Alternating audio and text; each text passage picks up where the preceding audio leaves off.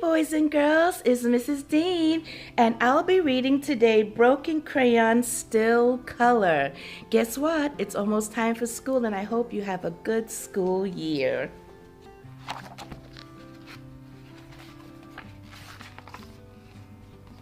Avery loved coloring. She didn't have many crayons, but yellow flamingos and green unicorns were more fun anyway. Then one day she got a new crayon box with tons of colors. Turquoise like the new nursery, violet red like her new shoes, and cadet blue like her new house. Tomorrow, Avery would bring her new crayons in her new backpack to her new school. Suddenly, she felt flippy and fizzy and fluttery inside. When Mom called her for dinner, Avery didn't feel like eating. "Would you like to say a prayer before your big day?" Dad asked. "No," Avery whispered. "I'm too scared." "You can do hard things," Dad squeezed her, "even when you're scared."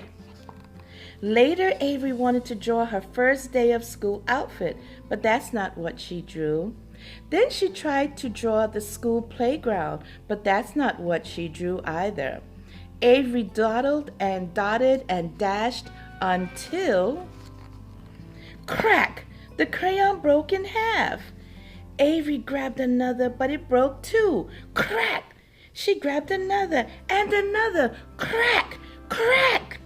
Avery tried to shove the pieces into the box, but that's not what happened. Rip! "What have I done?" Avery cried. "I'm a mess, just like these crayons." When Avery's sobbing quieted, she heard a small scuffle.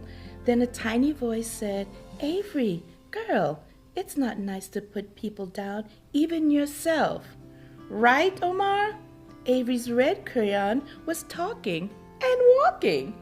And Omar, the orange crayon, was bouncing. "That's right, Ruby." "Guys, don't forget me," Beatrice, the blue crayon, called. "Here, let me help, Beatrice," the purple crayon said. "And how about you, Grace?" "Thanks, Pedro. You're so sweet."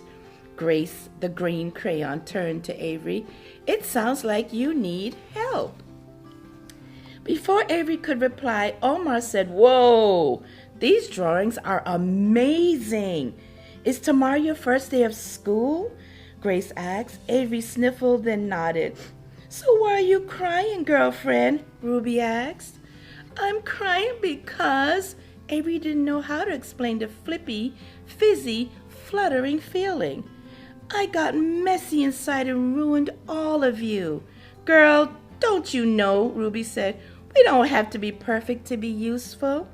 "And no mess is ever too big for God," Pedro added. "And we're going to help you have a great year at school," Omar finished. "How?" Avery asked. "First things first," Ruby said. "I want you to know it's okay to be upset. You're not a mess because you have messy feelings. But let's keep big feelings from becoming bad actions," Grace said. Grace told Avery to draw 2 pictures, her favorite flowers and a cake with candles. Then she had Avery pretend to smell the flowers. "Breathe in really deep through your nose. Now blow out candles. So good. Do that again." "Thanks, Grace. I feel calmer," Avery said, "but still messy." "Let's sort that out next," Pedro said. "Sometimes it helps to draw how you feel. I'm feeling creative, like a balloon." "You can draw an elephant when you're angry and want to stomp things," Ruby said. "Or a rainy day when you're blue," Beatrice said. Avery decided she was feeling anxious, excited, and a little afraid. The next morning on the school bus, Avery wanted to sit next to someone, but that's not what she did. "Avery," Pedro popped out of her backpack. "Life is more fun with friends." "But who would want to be my friend?" Avery asked. "Who wouldn't?" Pedro said. "You're kind and thoughtful." "And fun," Omar said. "Draw a picture to remember what a blast you are." Most of all, Pedro added, you are brave. You can do hard things even when you're scared. Hey, Avery's dad said that to her all the time. Avery decided she was brave enough to make a new friend, and she knew just how to do it. Outside school, Avery walked up to the girl from the bus.